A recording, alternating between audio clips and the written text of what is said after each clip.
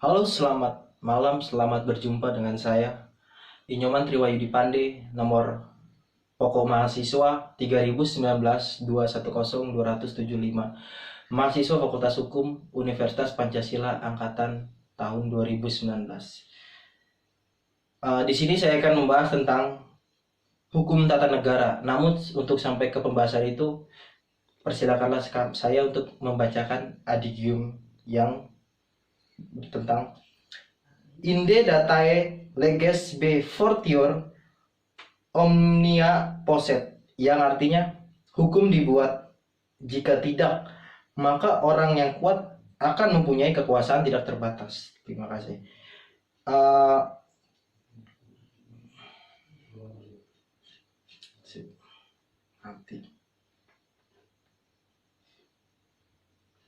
Hukum tata negara. Pembahasan saya adalah hukum tata negara. Menurut Maurice Duverger, seorang sarjana dari Prancis, menyebutkan bahwa hukum tata negara atau droit constitutionnel merupakan salah satu cabang hukum publik yang mengatur organisasi dan fungsi-fungsi politik suatu lembaga negara, termasuk aspek keorganisasian serta tugas-tugas dan kewenangan lembaga-lembaga sebagai alat perlengkapan negara yang ditelaah dalam hukum tata negara adalah perspektif yang bersifat internal. Misalnya teori tentang kedaulatan rakyat, teori tentang kedaulatan Tuhan, teori tentang kedaulatan raja, kedaulatan hukum, ataupun teori tentang kedaulatan rakyat, kedaulatan hukum, kedaulatan raja, ataupun teori tentang kedaulatan Tuhan. Oleh sebab itu, dibutuhkan perspektif yang bersifat internal. Sebagai landasan utama adalah menciptakan fungsi, tugas, wewenang lembaga-lembaga negara dalam mengatur organisasi negara yang bersifat publik. Dalam contoh di negara kita ini, untuk menciptakan fungsi, tugas, wewenang lembaga-lembaga negara ataupun kementerian dan di bawahnya, kita membutuhkan sebuah landasan utama, yaitu Undang-Undang Dasar 1945. Undang-Undang Dasar 1945 inilah yang nantinya akan menjadi satu rujukan untuk membuat lembaga-lembaga negara serta mengatur organisasi negara menurut fungsi, tugas, dan wewenangnya. Stop dulu, Pak. Jangan di. Untuk menciptakan fungsi, tugas, wewenang lembaga-lembaga negara itu memang diperlukan Undang-Undang Dasar 1945, di mana nanti kita akan mengetahui tentang tugas dan fungsi presiden sebagai kepala negara ataupun tugas dan fungsi presiden sebagai kepala pemerintahan, karena negara kita itu menganut sistem presidensial, yaitu seorang presiden memiliki kedudukan sebagai kepala pemerintahan sekaligus sebagai kepala negara. Nah, dalam perspektif sebagai kepala pemerintahan, presiden memiliki tugas untuk mengatur seluruh jalannya pemerintahan di negara Indonesia sesuai dengan Undang-Undang Dasar 1945. Lalu presiden ini dalam melaksanakan tugas dan wewenangnya, dia dibantu oleh kementerian, di mana di Indonesia kita memiliki kementerian koordinator ataupun kementerian yang lebih spesifik, yang membantu presiden dalam berbagai aspek yang ada di masyarakat. Lalu fungsi kementerian ini selain sebagai pembantu, dia juga akan dijadikan sebagai penasehat untuk presiden.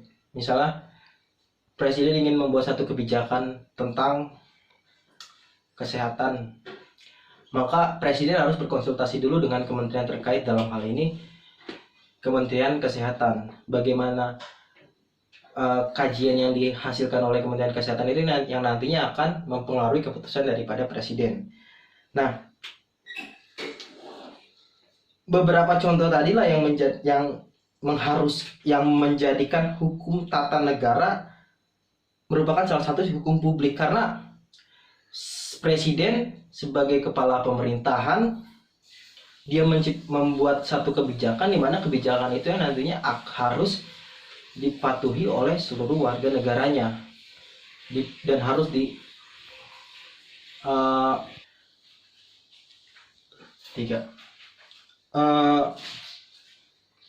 presiden dalam membuat satu kebijakan harus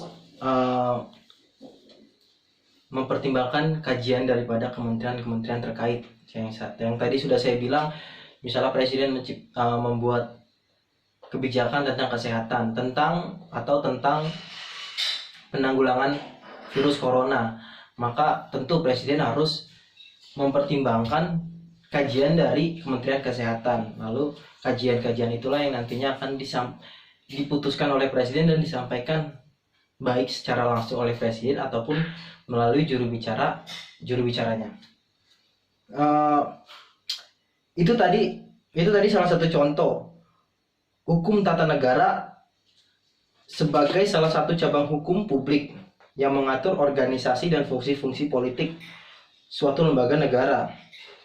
Namun selain itu juga hukum tata negara juga mengatur mekanisme hubungan antara organ-organ negara itu dengan warga negara. Yang semua pandangan-pandangan tadi yang hukum tata negara mengatur fungsi, tugas, wewenang lembaga-lembaga negara, lalu juga menciptakan lembaga-lembaga negara, dan juga kajian tentang hubungan lembaga-lembaga negara atau organ-organ negara dengan warga negara, itu semua menjadi satu dalam satu kajian yang kita sebut dengan konstitusi. Konsep konstitusi menurut Phillips, Hood, dan Jackson mengemukakan merupakan suatu bentuk aturan, adat, istiadat, kebiasaan-kebiasaan yang menentukan susunan dan kekuasaan organ-organ negara, dan yang mengatur hubungan-hubungan di antara berbagai organ negara itu satu sama lain, serta juga hubungan organ-organ negara dengan warga negara itu. Dengan demikian, konsep kajian mengenai konstitusi menurut pandangan Phillips, Hood, dan Jackson